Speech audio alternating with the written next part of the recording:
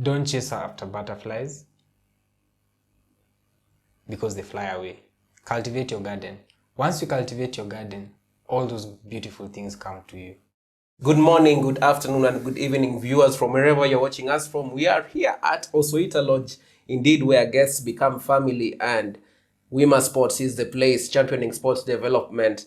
We are with an amazing guest today, from Ironman Glory to inspiring aspirations. Ted Mwatha's triathlon journey is what we are covering today. Triathlon is still not so much a popular sport in Africa or in Kenya, but these guys are already taking our flag to the highest level.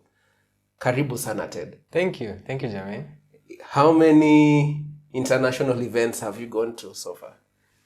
The ones that I can proudly speak of, I think I can say 3. Yeah. You don't to share. Yeah. Okay, 4 actually. Yeah. So let's just say 4. 4. Yeah. Yeah. Uh-huh. Those are the ones that I can. Which are these proud moments? I think I've done the World Championships in Spain. Mm-hmm. That's in 2019. Mm-hmm. Then during COVID, did the the African Olympic qualifiers in Egypt. Mm-hmm. Then I can consider Ironman Rwanda as a game changer for me, because that's where now I got into the Ironman space. Yes. Then finally qualified to do the World Championships in the Ironman distance. That was in Finland. In Finland. So let's talk a little bit about Ironman Rwanda. What was the process? How did you get into it? What was your thought process before saying, I'm doing this? Funny you should ask that, because yes.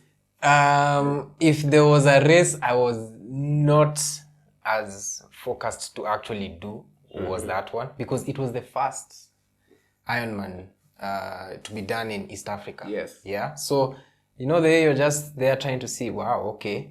So it's coming closer to us. What does that look like? Yes. Who are the guys running the show? And then I got to know about it like 2 months to the event. It was 2 months to the event, and I'm like, hey, okay.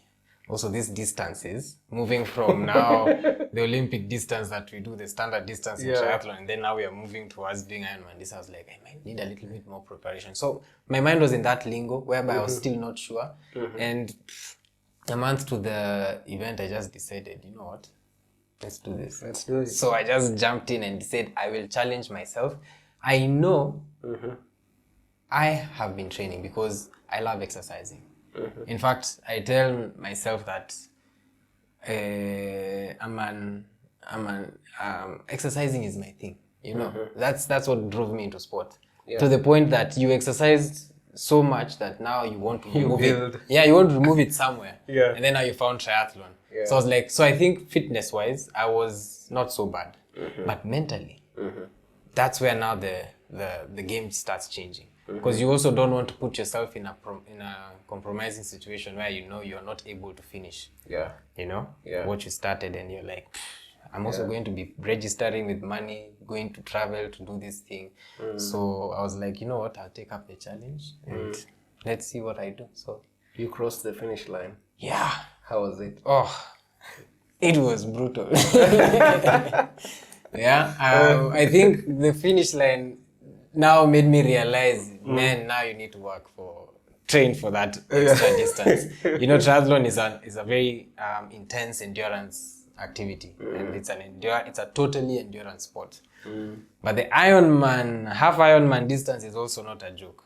Not a joke. Yeah, so you have half Ironman and the full Ironman. So I'm working towards also the full.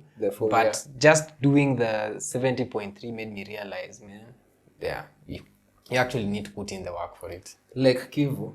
Yes, Lake Kivu. How was it?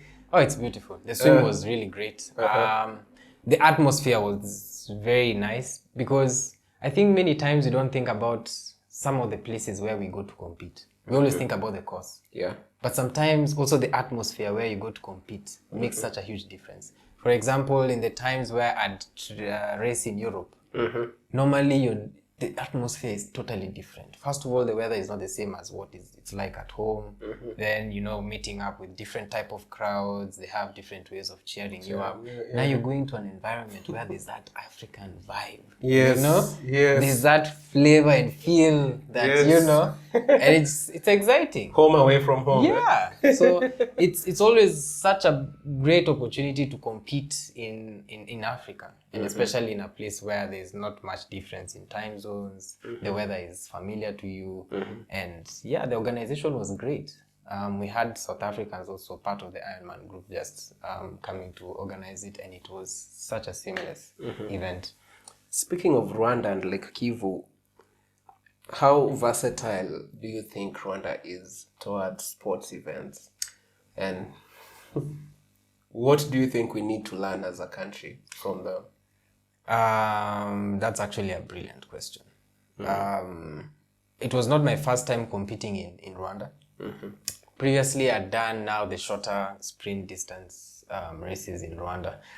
And the first thing you will realize is how well they have decided the little resources we have will make sure they are up to standard, right?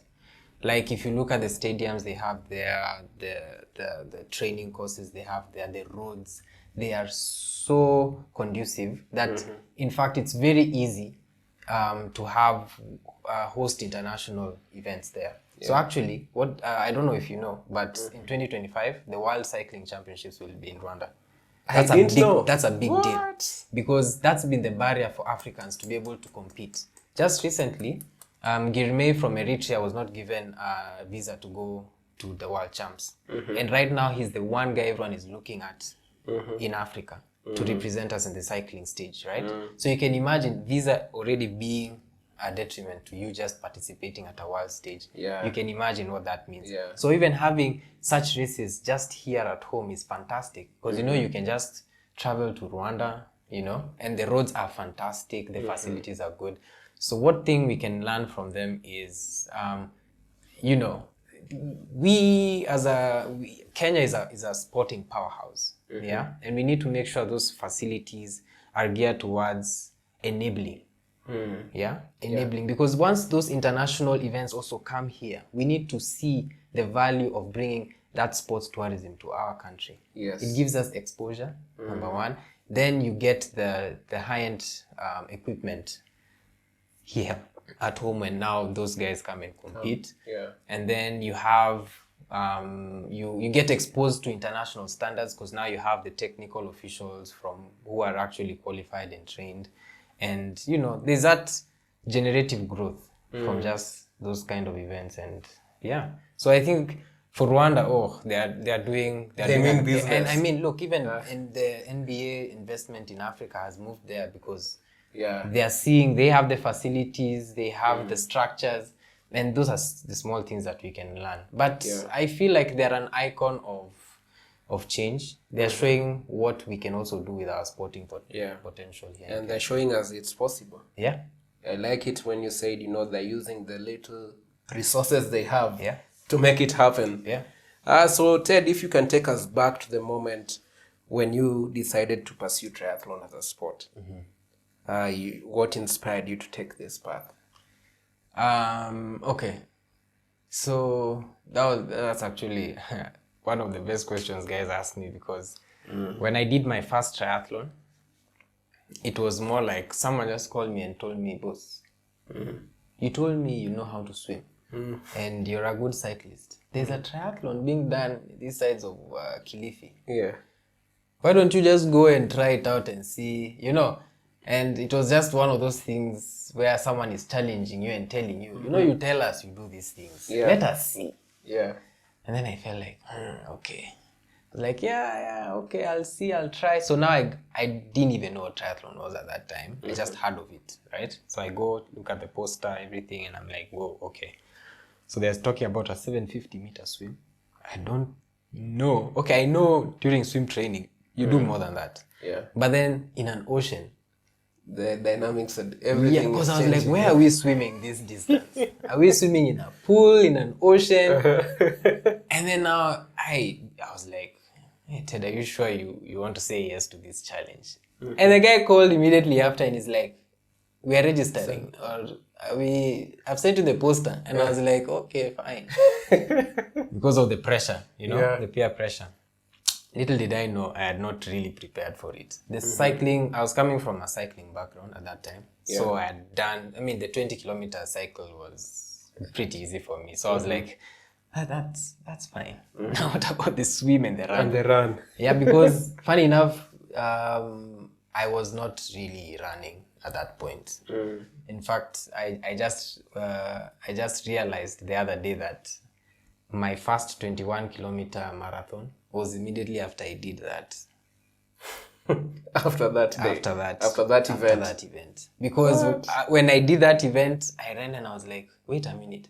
So I can run. Yeah. This is something doable. So let me see what it's like to do a 21. Yeah. And so that's what it was like. It was me being pushed out of my comfort zone and trying something that I had never done before. I had never swum in the ocean. Even I remember when we were going to register, you usually asked, do you have the swimming capabilities? And you say yes, because you can swim in a pool. But also in an ocean, your mind plays games with you, because there are waves, there are currents. So it was a big life moment for me, and I think that's what started all of this. Can you imagine? It was my first event, and I came second. What? And my biggest challenge was I swam so long that on the bike I had to recover. Passed everyone on the bike and was fast. On the bike. Yes. So on the run I was like, man, I'm gonna win this thing, Where is everybody? Then someone shows up and is coming for me, like, so he's like, that is the carrot. Yes. And I was like, wait, no. How is he just gaining on me? And the guy just passed me. So took second place, and I think that's where the addiction for now the competitiveness started. I was like, building up. Yeah. So you can, and that's when I learned this lesson. You can't win on the swim in triathlon, right? Yeah. It's swim, bike, run. You can't win on the swim, but you can definitely lose on the swim. You can lose on the swim. Yes. You can't win on the swim. Yes. But you can definitely lose on the swim. Because once you're done with the swim, then you realize you have a lot of catching up to do. You get? So there's the bike, there's the run, there's the transitions. Actually, transition is the fourth discipline. Yeah. You change too long, everyone's out. Done. So that's how I got into triathlon. And it was a great experience. I loved it from that first experience. And just to jump gun into, you've participated in the Ironman. Participating in the Ironman is not easy, just as we've discussed. And you've already shared, how it was. How was your preparation phase? You've talked of swimming. Yeah. You are getting into Lake Kivu. How are you preparing for that? And were there any challenges for preparation for the Ironman, and how did you face it? Challenges definitely will be there, because think about it this way. You have, as now let's say you're an actual athlete, you need to make time to prepare all elements of the machine, which is yourself. So you start with your mind, then go to your body, then also go towards the program and those kind of things. So there's a lot of structure that goes into triathlon. And I think that's one of the areas that now I had to learn over time, where you think you can just, because you're good at one thing, then the rest can just, or maybe you're good at something, you can shelve that, go back to others, and then come back to that much later. No, you need structure. Yeah. And the structure means what your recovery is like. What your active season is like, what your down season is like. How to build your base, how to go to high performance training, how to ramp it up, how to slow it down. Where to compete, what races to target for, how to plan for a race. Because sometimes even there are so many races, but not all races are the same. Yeah. You have to also be strategic about the type of races that you're doing. You know that this race favors me because these are the type of conditions that are there. This place is too hot, it's too humid, so you have to train in hot kind of things. Because I remember there was a race that I actually went, and I think I was the most fit. And I remember in that race, everything was going so well. The swim, the bike, then started overheating when I was finishing the bike. And you know what I realized? I was always training in darkness. You wake up early, you're running. You go back in the evening, you're running. Then when it comes race day, the sun is up there looking at you, 35 degrees. Yes. Yo.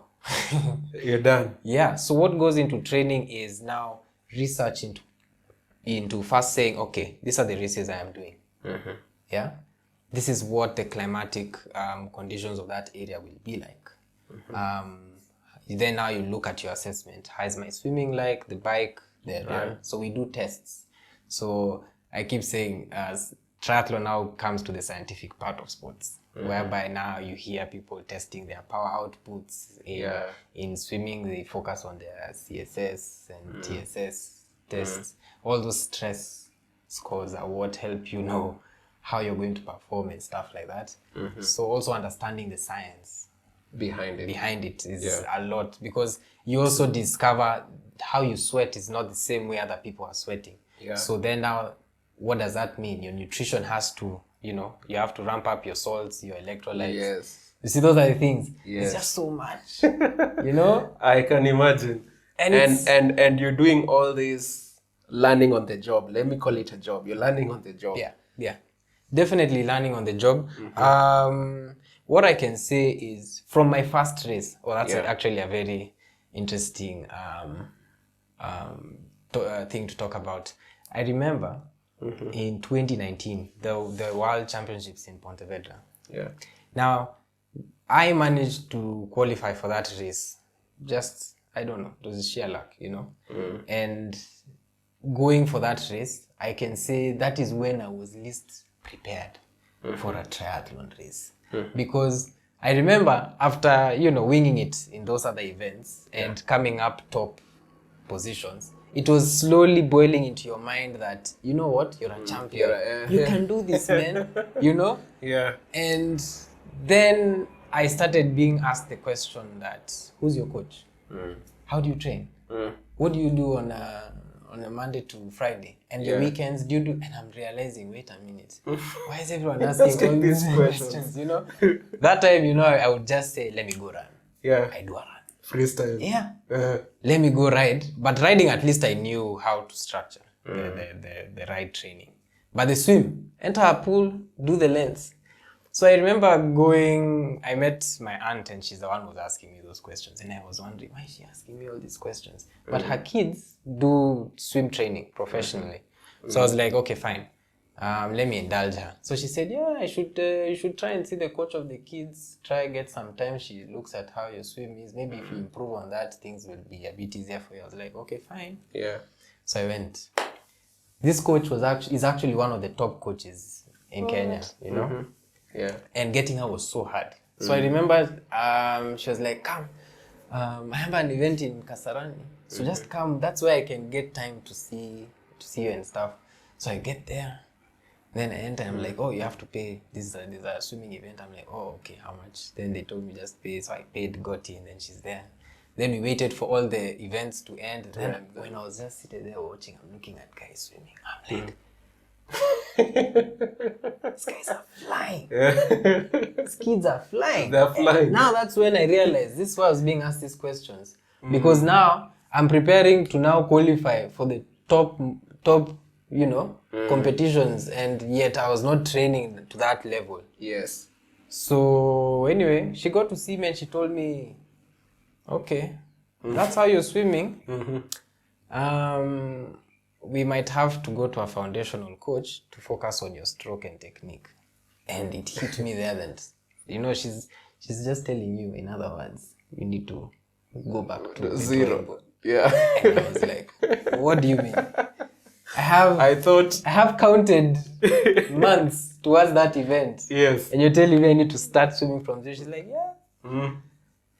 And that was a blow for me because I was like, okay, so because let me tell you, one thing about triathlon, your self-esteem can easily be blown away, you know? Yeah. You go to an event, you see guys with the flashiest bikes, with the skinniest suits, you know, all the pump and flare, nice looking helmets, you know? And then you're like, what? You're already, before competition, Yeah, your mind is already playing games. Playing games. I'm like, wow, does that make you faster? How much does this cost? Where do you get this kind of equipment? And, you know, everyone is just trying to look for those marginal gains. Then, but also you appreciate that it's also about the person. Yeah. You know, those are just extras that just, you know, boost your morale and stuff like that and performance by marginal. I hear Joseph says, by scaling him go. Yes. Yeah. You are actually what's driving the bike. Yeah. Yeah. It's not the bike driving you. Definitely there'll be those added gains. Yeah. You know, but if you can't ride the bike, you know, and push it hard, produce those watts and the power. Nothing. I'm telling you, there are people who are twice as old as us. And they're pushing it. And they're pushing those bikes. I saw when I think Akina Joseph qualified for the Commonwealth. I saw there was an elderly lady there, man. Yeah. She was pushing it. Yeah. She made me get her giant talon. Hey. And I started cycling. I'm like, I'm still young. Yeah. Barely 35. Actually, in fact, now when I went for the race in Spain, it's that was an eye-opener. And I decided I'll stick to this sport. You know why? Yeah. You compete with your age groups. I discovered, you know, this whole thing of telling people, oh, this is my last year, I'll retire, we'll finish this. Hakuna. There's nothing like that. Like, you actually have the potential to keep going at it for as long as, and there will always be people in those age groups wanting to compete with you. That's true. So why change your sport? Why not stick to it? You know? Yeah, it's an amazing place to be. Very inspirational. So you recently competed in the 2023 Ironman. Yes. 7.3 World Championships in Lahti, Finland. Can you describe the atmosphere and the emotions and how you experienced the event? Wow, yeah. Nothing compares to a world event. Like, boss, you do these events here, and when you go to there's a world event, the reception, and then there is world event and there's events. There's events. Yeah, I mean, from the registration process to the type of gear you're given to prepare yourself. To the process that goes into it, the whole race briefing thing, the type of course they build, it's massive, it's crazy. And it's so brilliant because you find these people now put the topmost level of quality into it. They think about safety, they think about how you people are going to enjoy, they think about how to have the audience, the people on the course just cheer you on, and you know, they pick the most scenic kind of routes. It was amazing. And I keep saying this, when you go to a world event, that is when you start discovering that sports is actually an international symbol of unity. True that. You go there, no one is there asking you like for the funny questions. Yeah. We go to a world event and you discover the one thing we have in common is sport. And we can ask each other things about our countries, our experiences, and no one is thinking less of the other. You know? Yeah. Of course, for me, they'd be like, wow, a triathlete from Kenya. You know? We've never thought we'd see a triathlete in Kenya. Yeah. And they'll be like, why are you choosing this sport? Why aren't you just running? Yeah. And I'll be like, no, you know. Yeah. And there is so much conversation. You find these people also become mentors for you. True that. They shape also how you think. And I mean, you're a basketballer, and you know, you remember what Mamba always used to say about the Mamba mentality. Yes. You know? Yeah. And when you go to world events, that's where you pick up a lot of these kind of inspirations. You meet guys and they tell you their times and how they got there and what they were doing. I mean, people have crazy stories. You know, Yeah. someone will tell you their journey of how they got into triathlon. Some guy just told me mine was through rehabilitation. Had an accident, and I was told I need to now get into water, get to cycle because of my limbs. They couldn't move. I was paralyzed from this side down. And they slowly worked up with a coach to be able to get the fitness. And they became so fit and they just joined and loved triathlon. You know, until today the guy is there pushing the limits. You're like, wow. You know, those stories, you just don't get those stories. You just don't make those things up. You meet guys and you're like, wow, you guys are, you know, you've done it all. And I think the atmosphere at a world event is brilliant. It's magical. Yeah. There's that diversity. Yeah. You know, there's the huge amount of experiences that everyone brings from their country. And I mean, it's an experience that I wouldn't exchange for anything else. I mean, I just loved it. It was good. And viewers, indeed, you know, these are stories that you can only find here at Wima Sports because we are championing sports development. And you can just hear from Ted on how much his experience has been and what really sports is. Sports is a unifying factor of the entire globe, as he has said. And him being of such inspiration to us, Ted, and of such inspiration to many young athletes. You know, many are aspiring to, thanks to social media, people look at reels, people look at you, follow you. You're a role model to many, even those unspoken, those unseen. What advice would you give to those who want to follow in your footsteps? All right. So along my journey, Yes. I have coached quite a few number of athletes. I've had the opportunity of mentoring Yeah. a number of athletes. Actually, through World Triathlon, I did a certification course on mentorship.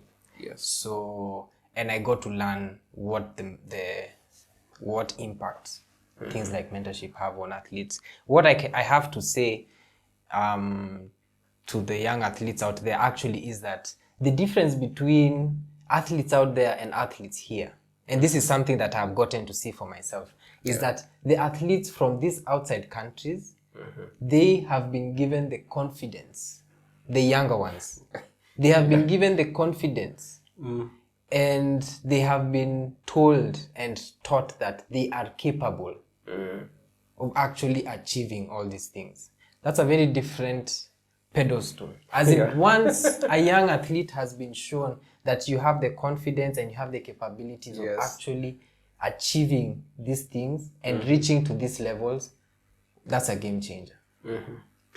And mine is to also just keep mentoring them, keep talking to them, advising them, keep motivating them. Let me tell you, there are these things that words that we use aimlessly, you know, encouragement, motivation, inspiration.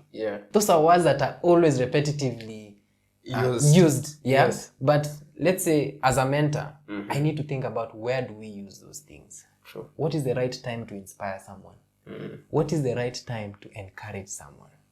What is the right time to motivate someone? Encourage comes from heart. You're giving someone the courage that goes down to their heart. Have you ever met someone who's courageous?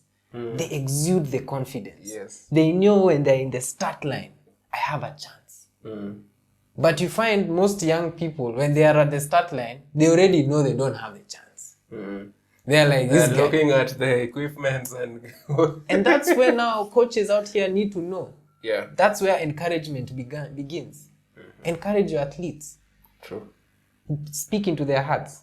Inspiration comes from the achievements of different people. Where does that play a game? In the spirit. Your spirit needs to know there is something out there for me. I am inspired to achieve more. You've already done this, but how inspired are you to even do beyond what you've done? So you have to touch into the spirits, cover nice stories. Even just doing this story, it's an inspiration process for others. Yeah. Right? Yeah. And motivation, that's in the mind. We keep telling people how consistency and all this thing. But to be honest, consistency is very hard because it comes from discipline. True. Yeah? And all these top athletes, yes, they tell you how they've been disciplined and things, but they also have their own struggles. Yeah. I also have my own struggles. Those are the things, even in boiling down to your question, to these young athletes, where do you get the discipline? Yeah? Yeah. And there's this thing that I said, I had this is also one of the advantages of going to the World Championships. Yes. I had a golden opportunity of meeting Christian Blumenfeld. Wow. I think that's also the most brilliant thing about triathlon. Yes. You know, you're able to meet your superstars at a world event. Firsthand. You know, it's Yeah. like me telling you I met Messi somewhere. Man. You know, just like, hey. Almost. And he even said, I said, hi, how? And then he saw my shirt, I'm from Kenya. He's like, yeah, you're from Kenya? Yeah, let's have a photo. And he's like, yeah, so how is it? What's your training like? I was in shock. The guy is asking me, what is my training like? You know, the guy is so chill. And you would never get to meet these people. Young people need to keep meeting such inspirational. Yeah, because people, they that is the building block of them achieving things even outside the sports realm, even in their work ambitions, their career ambitions, their education ambitions. Everything is just within their reach. And it's never that easy. Young people need to understand that, you know, everyone is also talking about how soft life works and stuff like that. But to be honest, what sports also teaches you, it's about pain. Yeah. You know? And you need to understand pain. Pain, for me, is about enduring the suffering and the sacrifice. Pain is just not about what you feel. It's also about how you endure beyond the suffering. You know, because you know at the end of it, I pushed a little bit harder, but I made a PB. That's how Faith keeps winning. True that. She always is. If you look at her in the last lap, she's pushing beyond where she knows where she reached. That's true. And at the end, there's that thing of, what? Yeah. I've achieved it. Yeah. That's how it is. And it's, you can always see it in her facial expression. Yes. She's Yes. And actually, yeah. when I coach people in the triathlon space, I tell them, once you start feeling pain, that's where the race has begun. Not where it's ending. No. It's when you're getting started. When now you started feeling that pain, Yes. that's when the race began. Wow. For you. Wow. And that's where now you start telling your mind, let's push harder. Don't worry. It's all in the mind. Let's, and that way, you also know that it's a learning mentality. Yeah. You know? Yeah. Because you ask yourself, how comes my body was giving in at this time? How comes I felt that moment of weakness at this time? I have trained. So what does this tell me? It tells you that there could be something else that you could be doing. You know? A lot of athletes out here forgo things like strength and conditioning, flexibility and mobility. Stretching. You know, stretching. Yeah. You just want to go for a bike ride, you've gone. You finish, back. You're doing all your things. You want to go for a run, shoes out. Yo. Then you find deep-seated issues that come from flexibility, mobility, all those things. Yes. And that is something that this year I actually purposed to now get into. Flexibility and mobility. And it has been transformational. I did it with Coach Jeff. And I discovered there's a difference when you finish now a race. You actually feel very fresh. You don't have aches. You don't have pains. You know? You actually feel like, okay, that was a good run. So how often do you, or what do you do for flexibility and mobility, if I may ask? Okay, so we do those sessions thrice a week. So when you go to the gym, you start with the stretches. Yes. But before all of that, actually, there's something the coach does, an assessment. You know, so he does an assessment where you do weird process. Yeah, he tells you bend till here. Okay, stretch this way, do this, and he will already know you're too tight on this area. Yeah, your back needs some strengthening. Your core is weak.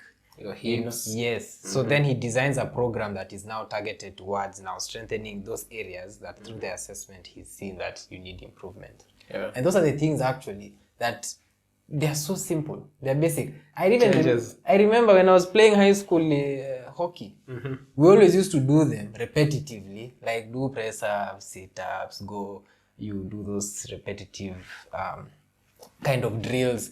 And all through that was actually just strength and conditioning. Yeah. But we forget about that. Yeah. Then much later in life, we just think about the mileage. I did a 5K. I did a 10K. I rode 100. Did you stretch? You know, how do you test your flexibility? Because there's a lot of posture problems that come from also cycling. So we also need to employ those in our trainings. Very, very key, very key. Now I was researching somewhere and I was reading on how much just flexibility, mobility changes to an athlete depending on what you do. Yeah. The duration of your time in the sport, how much it changes if you're a triathlete, if you're an athlete doing runs, it changes on your time, on your speed, and all those things. I was just overwhelmed on how such a simple thing as hip mobility, putting your leg sideways on the chair, bringing it back down, is a game changer. Because you find your body also just compensates most of the time for a weak area. So if you're dominant on the right, the left will always just be. So now those problems just come through those kind of challenges. Can you share a memorable race or moment that taught you a valuable lessons or a valuable lesson in life, and just maybe also in triathlon, and how it changed your perspective on triathlon or in life? Yeah. We joke about this moment a lot with my teammates. Yes. And they remember how in Pontevedra in Spain. So I got to actually travel for that event, and it was a very interesting event. So remember how I was telling you, I was told I needed to go back to the basics? Yes. I actually got a coach. Actually, the challenge that I had was, so let me give you one problem that I had that was challenging for me. Getting a coach that will coach you in your adult years is not as easy. Most of them are focusing on training kids, right? So they look at how far you are and they're like, where have you been? If you're this interested in swimming, you know? So I got a coach. He actually, and getting these coaches costs a pretty penny, right? But I found a coach who was willing to just help me out, and he was like, okay, fine, just do this. Becoming, when I'm doing my sessions with the kids, I will look at your stroke and improve. I put in a lot of work. I was swimming every day, you know, because I knew I don't have time. I need to, and I knew my swim had to improve. So when I went to the race in Pontevedra, I knew I was ready because I put in the time and the hard work. You know. Then I got into the practice swim, and the world stopped. What? And I wondered, I could feel now my heart is beating different. I could feel my body is not responding, and I was wondering what's happening. And then okay, so we jumped in with my teammates, and everyone was like, bro, this water is so cold. The water was 12 degrees. What? We had not prepared for that. For 12 degrees? No. Yes. And now, race energy went down. We've been training in 24 degrees water. We've gone during lunchtime for a practice swim, and the water is 12 degrees. I was like, what is this? You know? And now moments of doubt started filling. I'm like, okay, fine. You mean you can do all this and then still there's a joker waiting to be Checkmate. And I met a lady, and she looked at me and she was like, you've never swum in this type of water? I'm like, no. And she's like, whoa, that's gonna be difficult. And she decided to help me figure out how to do this. She's called Pippa. She was such a nice lady. She taught me, first of all, I never knew how to wear a wetsuit. I learned on that day. So we wear those suits that you see us wearing. They are because of cold water. So I remember it was just mentioned that you need to get a suit. I never saw a wetsuit till the day I landed for that race. So I was told, this is your wetsuit. Figure out how to use it. So I learned how to put it on, how to use it. It also has its own dynamics, but it makes you more buoyant.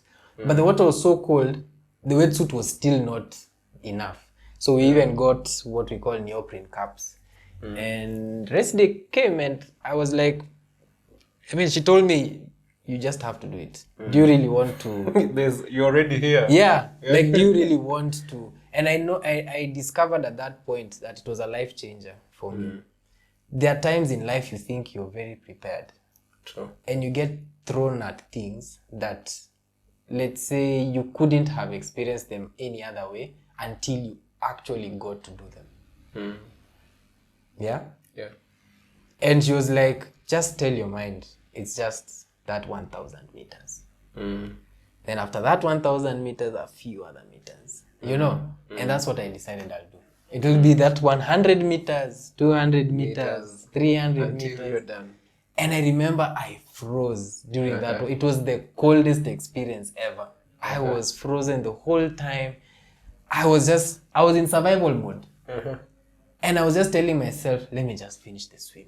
And you can imagine, thousands of guys at home are there saying, hey, these guys wanna. Yes, guys, representing us. Yes. That time, we've just reached the first buoy. I'm seeing guys on the last buoy. Turning. Because your body is not responding to the cold water. Yeah. And I knew that's it. Once I reach there, I'll be disqualified. I'll have shattered my dreams of actually competing at the top level. Then I was like, no. Keep pushing. Just survive this water. You won't die. You know? Yeah. And I pushed. Now, I was so convinced when I got out of the water that they'll just tell me, you spend too much time in the water, thank you, go home, give us the timing chip. No. I remember the race official telling me, you better run like hell. Because I was this close to that time. Yeah, because of the swim. Yeah. And I was like, whoa. So I'm still not out of the race. I was so frozen that time I couldn't feel my feet, my hands, my face, everything was just frozen. And I remember pedaling it out. I was like, I will make sure I finish this race. And I recovered through the bike, through the run, and got to finish it. So the numbness actually helped in the bike, right? Let me tell you, I don't even think I was thinking about it. I was full gunning it. You know, I was like, I have to do this. Yes. I have been given, like, I was this close. The guy for removing your timing chip is just following behind. Like, I can see him. I'm like, no. So, you're changing. I'm in transition, trying to get out. But I knew once I'm on the bike, I'll recover.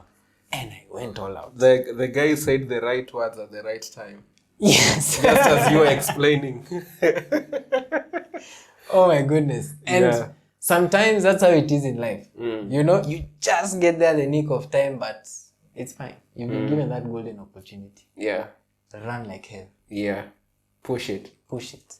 So balancing a career that you have and, the intense training and the sport itself, mentorship, how do you manage your time effectively to pursue all these plus your athletic goals? That's a nice question. So I think having a career in tech is it's a plus. I think there are careers out there that can be a little bit hard to balance with the sport, because they demand your time in very critical hours of the day. But I think one thing I was told by one of my mentors is we all have 24 hours. All of us. What you decide to do with your productive hours is what matters. And it's up to you. Yes. Because I remember there used to be a time I used to complain. I used to be like, this is not fair. Look at these guys are full-time athletes, they don't. And he looks at me, he tells me, listen, remember I told you, we all have 24 hours. Yes. What you do with your productive hours is what matters. And I got tired of being told that. So I asked, what does that actually mean? Because I'm telling you, my productive hours involve me being at work from this time to this time. And he said, okay. So you want to tell me you can't train between this time to this time? And I said, yeah. And he asked, why? It's like, because I have to work. I have to do, whether it's school, it's work, whether it's that. And it's like, good. The same way you blocked out time for those meetings, The same way. those classes, Yes. those work sessions, Yes. is the same way you need to block out time for training. When you're in a meeting, do you start telling people, I'm sorry, I have to go and attend a birthday party somewhere? No, you block that time out for that. And you told these other guys, sorry, I'm only available at this time. That is how your life in training needs to be like. Of course, you struggle with the balance because there are times where now, especially I've learned actually with age group kind of competitions, you find that there are people who are more in a certain age group, and it tells you why. There are seasons where you're busy learning and mental fatigue plays a factor in your training. Yeah. And to be honest, there is no point in training when you're fatigued. There's no point. You won't be productive. It won't be, Yeah, it's going nowhere because it will be a constant battle, Yes. you know. But how you balance your time, so that means blocking out time for this. If you need to wake up earlier, prioritize sleep. Always make sure you're resting, you know. And being intentional about the type of training that you need to do. Sometimes, yes, you're told you're training for this, you have to do long hours of this. But if that 1 hour is all you have, make the most out of it. Yeah. Yeah, the most we can do is wish for more time. But that which you have, make Use the it. most. Yeah. Very true, very true. And just as time is a factor, nutrition also plays a vital role. What dietary habits do you maintain to fuel your training and races? Yeah. Oh, that's an interesting one. So I remember going for a training camp for the national team and stuff, and I remember them cutting off all this sweet stuff, no juices, no sodas, no bread, no cake. I was like, What do you want me to eat? guys, this is a little bit extreme. Why are we cutting off? And they're like, no. And it's not that those things are not available. They're available. They are just telling you, we are not eating these things. Yeah. And that thing, it was a hard time. Wow. Because you've just come from eating chapati every day. Man. Bread is there. Man. Cakes are there. Buffet. You know, And then you're telling me I have to struggle for the next couple of weeks. And then that's when I realized, wait a minute. This nutrition thing is actually serious. Like, what you eat is the fuel for your body, for what you're actually doing. You know, it plays a role in your recovery. It plays a role in fueling your body. And I made just that decision from that time that let me not be that type of person who says I can't do without eating this. Yeah. Now make it a daily habit, you know? Exchange those high carb things with proteins. In the morning, just have eggs, just have oats, just have... And slowly, once your body adapts to eating the right things, they naturally just accept. You know, after training workouts, I always have my fruit salads. You know, a hot run, you have nice watermelon. You know, those kind of things. Yes. You have your electrolytes to just bump up what you've lost and sweated out. Like those kind of habits end up being now the backbone of your nutrition. Otherwise, if I tell people, you have to do this, you have to do that, nutrition also varies for different kind of people. Different people have allergies, others are of plant-based kind of things, others still do meat very well. So you need to know what works for you. But yeah, those are sessions that you can actually have with nutritionists. Just tell them, this is what I eat. How does this play out for my endurance sport? Because also your sport matters a lot. Yeah. If you're a sprinter and those kind of things, your fast twitch muscles need some kind of fuel, you know. So those guys are always bulking up and eating a lot. But you are an endurance athlete, you end up burning a lot of calories that you don't realize that if you're eating the wrong thing sometimes. But you actually still need to eat right, even if you burn the most. Even if you burn the most. Beyond the physical aspect, What mental techniques or mindset shifts do you employ to maintain focus and determination during a race?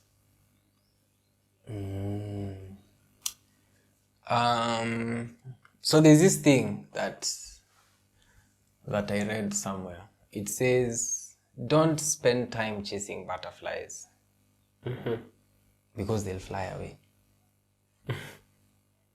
Spend time cultivating your garden.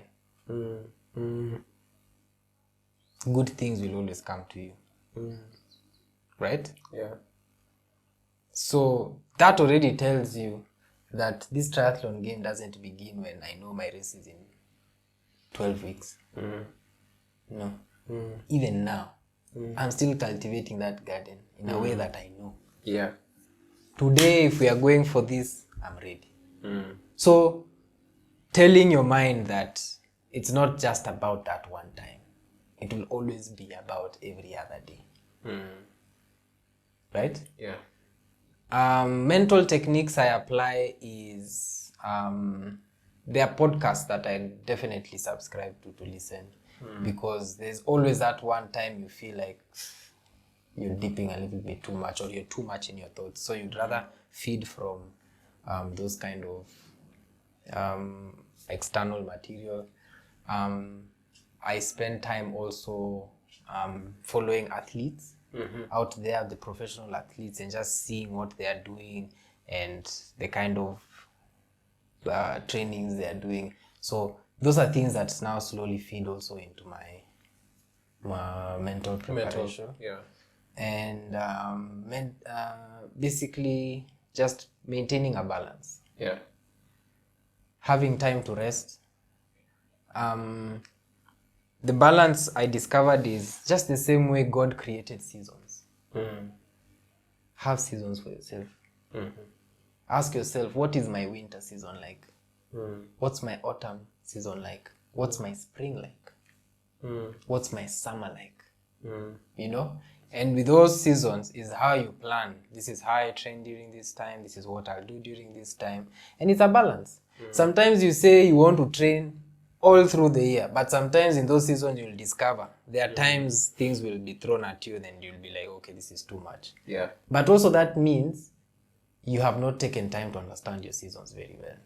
Be able to anticipate some things, you know. Don't always be that person who things just happen and you're like, oh no, I didn't expect this to happen. Yeah. Having those seasons in check, you know, having a yearly planner. Help also in the mental preparation because you know what to expect, you know, and how best to adjust. And the last point for me is community. It's an individual sport, but ensure you have a community around you. Tell people what you're doing. I don't understand this thing where people always want to go for races underwater. Then after the races, when you're telling people, hey, you know. Yeah. Documenting your routines, your practice sessions, help keep in check because people will be like, yo, what are you preparing? We don't see you these days. Yeah, what happened? Yeah, and that slowly isolates you and doesn't help you keep in check. Having a community will be like, yes, I'm a triathlete, let me join a running club on the side. I'll do those fun things. They spice things up, you know, they make you excited. Yeah, true. Join a cycling club. Have a weekend to just ride with guys. Have a race to banter around with them. And, you know, join a crew that will just push you in the swim and tell you, hey, brethren. Yes. You need to kick harder. I need to kick harder. You know. Yeah. And that sense of community is what now shapes people out there. And that's a big challenge actually for people in my sport. It's a thing that even when I'm mentoring athletes, I ask them, what is your community like? Who are the people you have around you? Unfortunately, we'll be scattered. You know, there are those who are in the coastal side, others are in Kisumu, others are in Nairobi. But try form that community. I mean, things are also online. You know? That's true. Tell people, look, this is the run I've done today. Post the activity from your watch so that they see it's actual proof that you've put in the work. Yeah. And your mind slowly now knows how to pick a rhythm with that. You apart from speaking of community, there's a guy you've been working with, Njoroge, and a para-triathlete. Would you like to share that journey and why you did it? And Yeah, so that was last year. We were preparing for the 2022 Commonwealth Games. And I think in one of the hardest things I've ever done, that classifies as one of them. Because, can you imagine? I'm used to just doing those things alone. Yeah. You swim alone, you bike alone, you run, and you're in the finish line, and wow. You know, trying to squeeze in your time for trainings, it's your program you're following. So you tell yourself you do this, you do that. If you need to motivate yourself, you know how Ted is like. But then now we have another person who's being added into your training regimen, and this person is your full-on partner. And number one, he does not see. So he's blind. So then you realize it made me simplify every other thing that I used to know is normal to now the most basic level of things. You know, just walking with him, you'd walk as if, but you slowly discover that this guy is part of you. I need to see for him.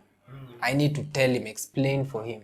I remember the first session we went for swimming with Njoro. The first thing he was telling me is, what is the shape of the swimming pool? And I'm like,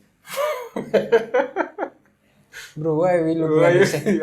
But he visualizes everything around him mentally. Even if he does not see, he'll want to know, okay, how does it feel like? Is it blue today? Is it green? Is it, a place with rocks and stuff? And you just actually realize, you actually enter places and assume, you're like, wow, okay. Inside. And those are the conversations we'd have with Njoro. Oh my goodness, it was such a monumental time in my life. Like when we'd go for runs, we are strapped together. So this is how we do it. I think also one thing people don't know is actually how do you race with a para-triathlete. So what happens, we have a string that we are tethered to. So now we are either tethered on the swim through your waist or through your arms, depending on how your swim technique is. So for those who their swim technique is, they are in lingo. So you're tethered on the arm and you swim together. He's on that side and you swim together for the whole distance. But you have the other option whereby you're tethered to the waist and you people tag along together, right? Then on the bike, we ride a tandem bike. So I'm at the front, he's at the back. He does a lot of the power riding. I also ride as well. But now I'm the one doing the braking and the gearing work. And I have to communicate. I have to tell him, we are turning left or right so that he knows how to position his body. It's a long bike. It's a long bike, yeah. You know? And you have to coordinate all that for him to visualize and understand, okay, this is how it is. Are there many cars? What should I look out for? Will we be having sudden stops? Are there sharp corners? It was a lot. Then now we go to the run. So he also has to be, you have to motivate him and tell him, bro, we're almost there. This is the last stretch. And the guy is just going. He's like, it's fine. We'll just run. Wherever we will reach, we will finish. Yeah. This guy is seeing nothing. You're the one seeing everything and he's asking, okay, so here, what is there? It's amazing how he lives life, He's still experiencing every other thing, same as you and me. It's just that he just has one element that is missing, but he makes up for it in how you explain to him. Till today, he'll know if we ever meet with him and he holds me like this, he'll know what t-shirt is that. That's the one for this competition.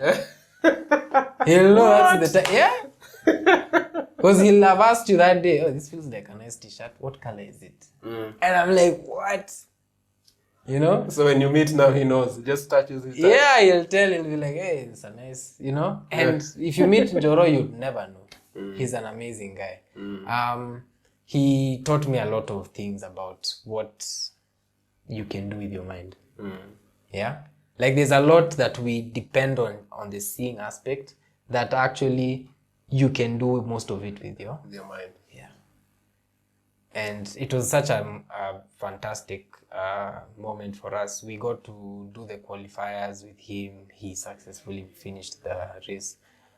We just didn't get to travel because of those travel challenges that we had, but I was very proud of what we were able to do with him. Awesome.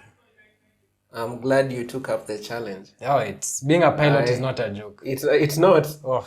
There's a life that you have life on your shoulders, literally. Yeah, and you're guiding someone. Yeah, and he's actually the athlete. I'm just the guide. Yes. At that time. And it actually took a lot because you see, normally I'm also used to being the athlete, but then also now realizing, calm down. Yeah. This is the athlete. Yes. Yeah. Take him to the finish line. Yes. For how long have you been in triathlon? Since 2018. To date. To date. And as you continue this journey, what are your future goals, future aspirations, personal achievements, role models?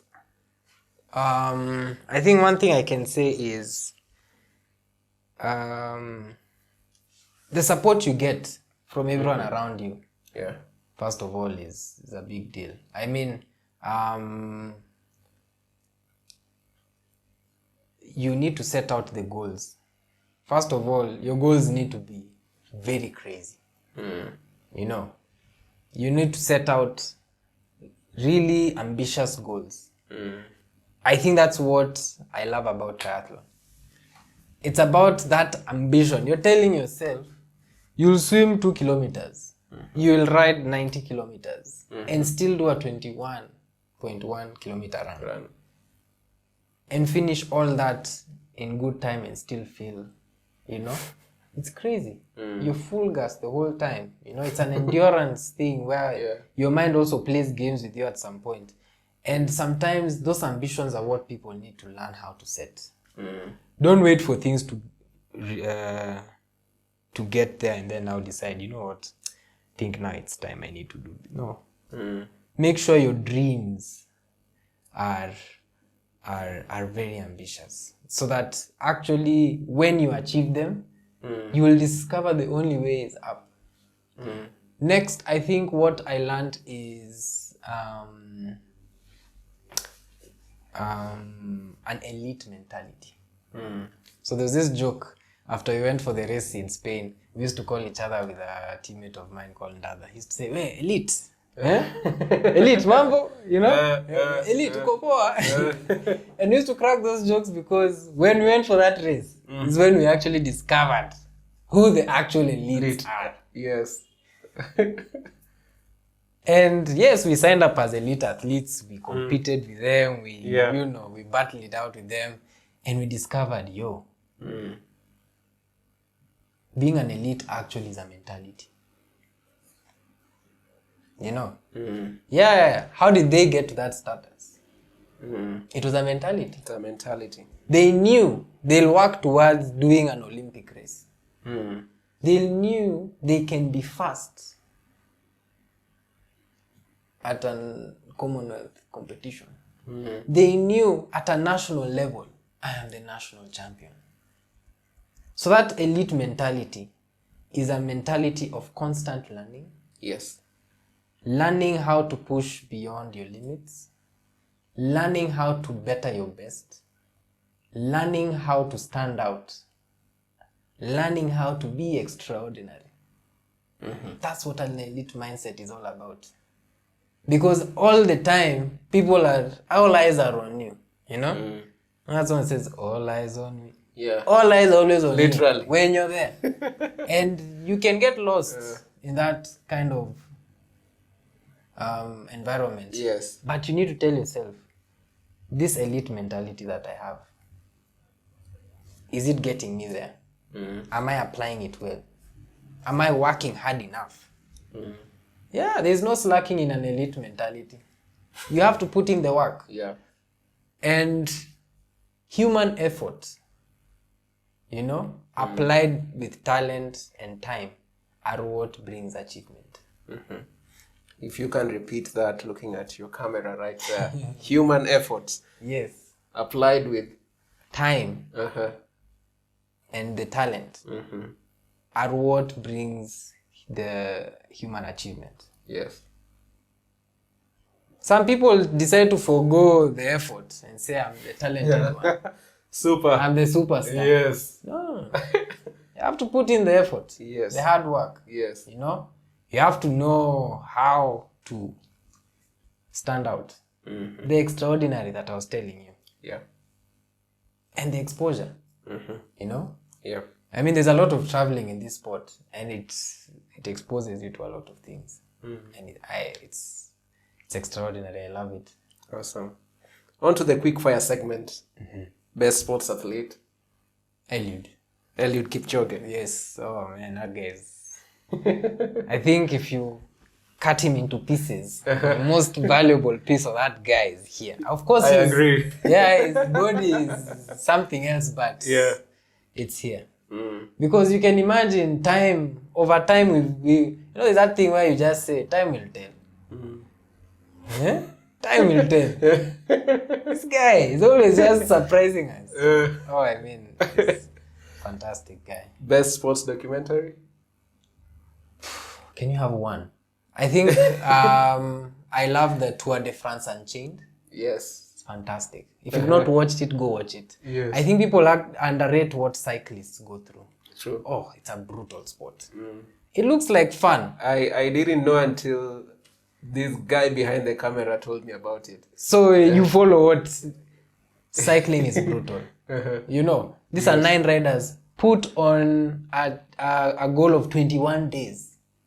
Climbing over 30,000. You know, I mean, it's crazy. It's crazy. You know, the type of climbing, the type of suffering, and it's day after day after For 21 days. Yeah. And you have to finish. Otherwise, there's also a cut-off time. And that is the top level. So, I mean, Tour de France Unchained is a fantastic documentary. There's, so that one is the documentary, or rather it's a series. There's also Drive to Survive. Oh, I love that. You love that the Formula One. Formula One, yes. And Facing the Giants is a movie. Yeah. Yeah. Oh, it's an old movie, but I love it. It tells you how this team that were just down there had this coach who was losing it all, and then now managed to actually push them to face the Giants. Yeah. Best sports recovery equipment or method? Sleep. Imagine, I never used to take sleep seriously. You know? Until Nikulala too. Nikulala too. Just sleep. You know, sometimes we fight, we want to take this, we want to take that. You go to the best doctors, nutritionists, they tell you, you know, you need to balance your magnesium. Just sleep. But also the stretching kind of regimen. Just always do your stretches. Eat well, you know. A lot of what we naturally eat here is fantastic. You know, our diets back at home are good. Just understand how your body responds to that food, because that's what helps with recovery. But when I went for the World Championships, I had a go at the Normatec boots. Yes. All those things are fantastic. Those things are magic. What? So that's also technology in sports. Yes. And yeah, it was interesting. I have them. You can book me for a session. Really? Yes. Okay, fine. Yeah, I'll book a session. Awesome. Yeah. Awesome. Indeed, was great, inspirational having you, brother. You've shared a lot. You've given us your experiences, and not only to us, but to the world out there. Yeah. As we wrap it up, if you can speak to a 17-year-old you, a sportsman, a man living in this world that we are in right now, if you can speak something through this camera. Yeah, I think to tell a younger self, or the young people out there, is everything is within your reach. All you have to do is just put the mindset towards it. And as I said, don't chase after butterflies because they fly away. Cultivate your garden. Once you cultivate your garden, all those beautiful things come to you. They'll not be fleeting. You'll just start realizing that after putting in the work, and it's a process, it's a journey. Most people want to skip the process and the journey, but to be honest, it's all about the journey. For my triathlon experience, it began with that race that I challenged myself, and I've never stopped since then. I think it's been a series of constant improvements. And yeah, I mean, we got this. Yes. And just always have people to support you around. Yes. Yeah, because sometimes we think we can do all these things alone, but we can't. I mean, thanks to sponsors that even get us there. Like Acedim Limited is the one that sponsored me to actually go for the World Championships. Thanks to family, thanks to friends, thanks to coaches, and that community that I said. Always have a community around you that will get you towards your goals and ambitions. And I've not had a thanks to a loved one. That's the family, man. That's the family. Yeah. Indeed, viewers, it's been great having you. And indeed, as you've heard, you need to be with someone, you need to work together, you need to have a community. And we are your community here at Wima Sports. We're championing sports development. Until next time, it's your host, Jermaine. Salute.